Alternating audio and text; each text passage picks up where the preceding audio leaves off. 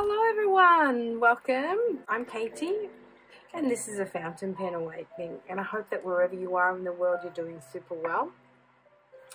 I'm spending a lazy afternoon at home playing with my pens. It's kind of windy and rainy out there, and I'm trying to, as you can see, write and talk at the same time, which is a bit impossible. But I'm just transcribing from a book to try and use up some inks and just trying to use some pens that I haven't been using for a while, such as this one that I've got now, which is a Le Bon pinstripe pen.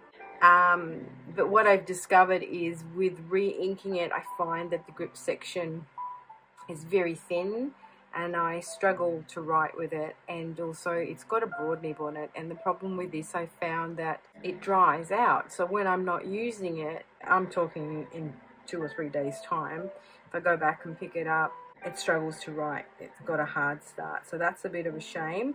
I did buy this pen at the start of my fountain pen journey, so it's one of those buys that I purchased because I like the look of the pen, but at the end of the day I'm not a big fan of a broad nib, and also I am not struggling, but I find this grip section very small, so long writing sessions are kind of a bit uncomfortable. So the reason I've popped on tonight or this evening is because I have been watching a few videos that have been circulating on our lovely Fountain Pentube, and it kind of started with those videos that were about fountain pen burnout, and I found that very interesting because I had just gone through that myself, where I just wanted to stop buying pens just for the sake of buying them because of FOMO, and just be a little bit more mindful of what I was buying.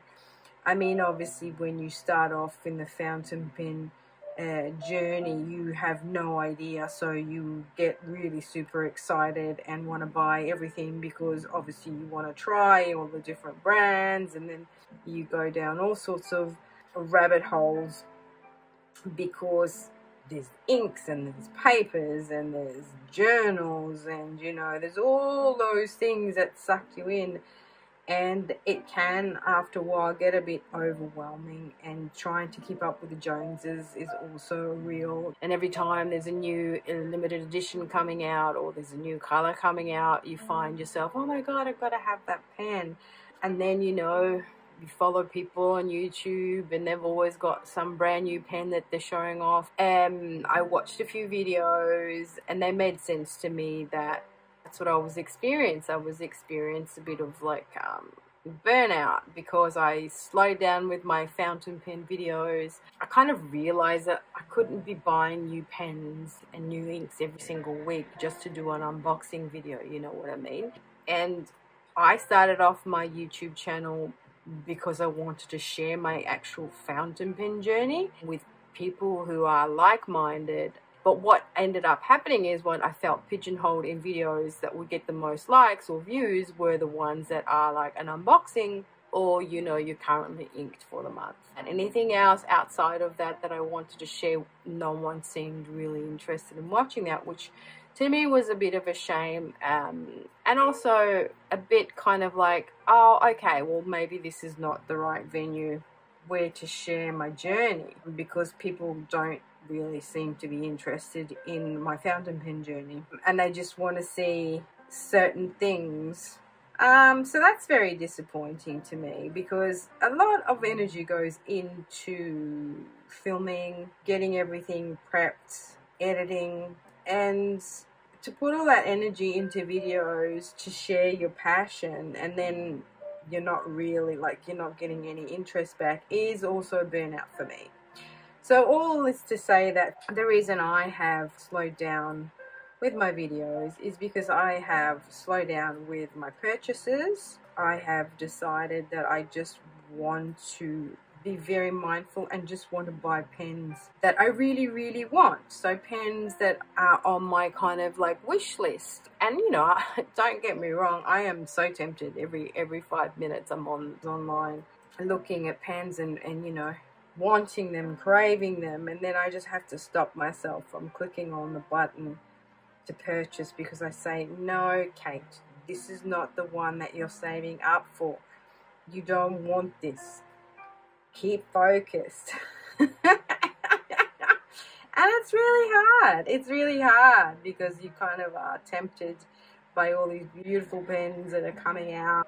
And it's so hard for me to, being in Australia, I don't have access to a lot of places that sell fountain pens at good prices. And even if I wanted to get them from overseas, the prices of shipping are out of control. And also we don't have like a huge fountain pen community in Australia.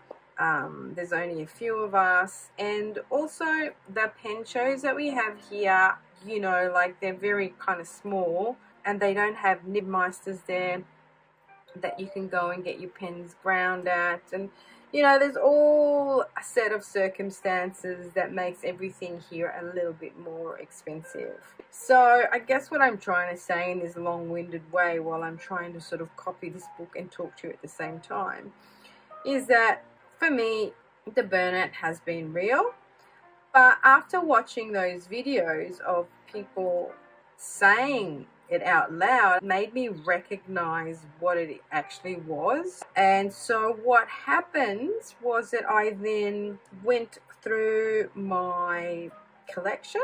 I got out all of my pens, and what I started doing is the ones that I hadn't been using at all because I didn't maybe like the nibs, like this one, or like my Pilot 74, which has got a music nib on it.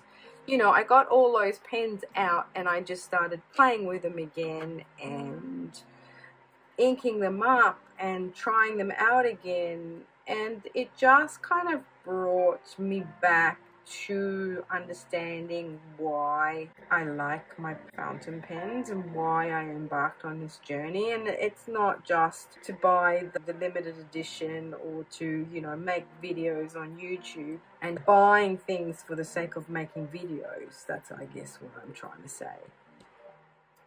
It's all about my experience with my pens. Why am I on this journey? Why am I fascinated? And to me, the journey is all about trying different pens, trying different nib sizes, trying different inks. And you know, I've got to the stage in my fountain pen journey where I have been able to try a variety of different brands now, and I've got kind of some idea of what I really enjoy writing with, as opposed to other things that I don't like writing with. So I'm at that stage there where I'm just having a good old time enjoying what I have, right? So I don't necessarily have to keep buying more pens. I just want to sort of slow down and enjoy what I got. And then what my aim in the game is I just want to sort of focus on, there's 2 or 3 pens that I really want to buy. I've been wanting to buy them for the longest time because I want to try them. And so I'm just going to focus on buying them, right? So that's kind of where I'm at the moment. And then today I watched Simone's video about trying to cull your pen collection and maybe narrowing it down to 10 pens and curating your collection and being frugal and all this kind of thing. And it just kind of made me think that we're all kind of in this hobby for different reasons. And I don't want to have to limit myself to having only 10 pens.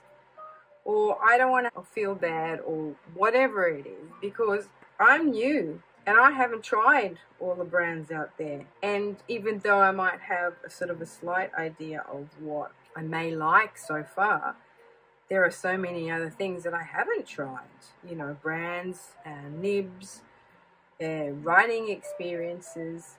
because I kind of like see myself as a pen collector as well. You know, I'm not just a fountain pen user, I'm someone who collects pens. Even though, for instance, this pen is not great, and I'm not really loving the broad and the writing experience isn't great, I wouldn't get rid of this.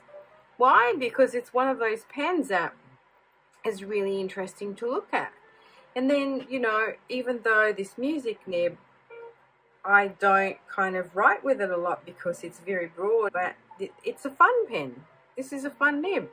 And maybe one day I will find like a fine or a medium nib that I can put in there and you know, switch it up. But at the end of the day, I see myself as a collector of fountain pens, and I'm curious. I want to use them, and even if I don't use them, it doesn't matter. You know, there are a few there that I don't kind of use. But what I'm going to do is make a conscious effort to maybe just every maybe 6 months or so use the ones that I haven't been using, because of course we all have our favorite pens that we reach for, that write better, the nibs are better than other nibs, even in the same pen. So I find this idea of limiting ourselves to only a few things can be good in a way if that's what you want out of your hobby. But if you are in it because you want to try different pens, because you are a pen collector, you want to have more pens in your collection, then why limit yourself? You know what I mean? If you are someone who just is out of control and you're just buying every single color of the Lamy and every single color of the TWSBI, then maybe yes, because obviously if you've tried the TWSBI and you like the TWSBI, you don't have to have 50,000 TWSBIs. You can have one of each style, for instance. So it's not necessary unless your collection is only TWSBIs. So your aim of your game is to have every single TWSBI in every single color and every single style. Beautiful, fine. Do you know what I mean? But I just feel that we have to be mindful, yes, but at the same time, it's also something that brings us pleasure and makes us happy. So I guess it's finding that sweet spot between actually slowing down and being mindful and enjoying the actual pens that we have, and rotating them, inking them up, using them, and you know, if you are so inclined, getting rid of the ones that you actually don't like anymore and don't use and don't want, and curating your collection. You know, that's all really personal because we're all different, and we all want different things from our fountain pens and our collections. But it's just interesting how, you know, I've seen videos about the burnout, and now I'm seeing videos about culling your collection and trying to bring it down to maybe only 10 pens. People are trying to be, I guess, careful with their spending also, you know, and just trying to be more mindful of not going into that thing of, what am I trying to say here? That it's not becoming like that trend that you have to keep up with the Joneses. Every time you go online, someone else has got a pen, so because of FOMO, you want to have that pen too. And, you know, it gets a bit out of control that way. And, you know, buying thousands of ink bottles instead of just getting ink samples, or getting carried away with sales. So I guess it's good that way, that you want to be more mindful in your practice and in your hobby and then of your use. But it's also, there shouldn't be any shame, and there shouldn't be any pressure, and there shouldn't be any kind of like shade, or not hate, but, you know, judgment, I guess, of people who want to have 150,000 pins in their collection, right? So I find myself reinvigorated because of those videos that other people talking about their own fountain pen burnout. It's helped me enjoy my pens and want to play with my pens and check out every single pen in my collection and want to actually enjoy using them. So I think that's fantastic. I really do. And I'm so happy that, like, I have different nibs to play around with, and I have different pens, that I came to the conclusion that I have like 4 all-stars, and one Safari Vista. And I stopped myself in time from like buying. I realized, okay, you don't need any more of those. You want to try something else. And then it's okay, well, I want to try a Twisby. And so I got myself a mini, and then I wanted to try the bigger one. And this one I got, why? Because it's kind of a different one. It's like an aluminium one. I don't have that with that different grip. So if I'm going to get the same brand pens, then I want to try and get like different styles of them, if that makes sense. And if some of you have followed my journey, you all know that I'm a Moo Man Mahjong girl, but the ones that I have are all different. They've got different models. So at the end of the day, I've decided that I don't want 100 of the same style pen.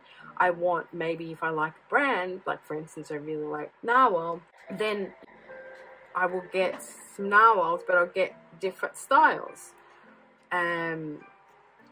There's that one needs to make a sort of like a decision about what they want to do with their pen collection. But what I want to say is, to me, it's about inspiration. We should all inspire each other and help each other out, and no judgment and no pressure. And our fountain pen hobby will be different for each of us, and it will mean something different to all of us.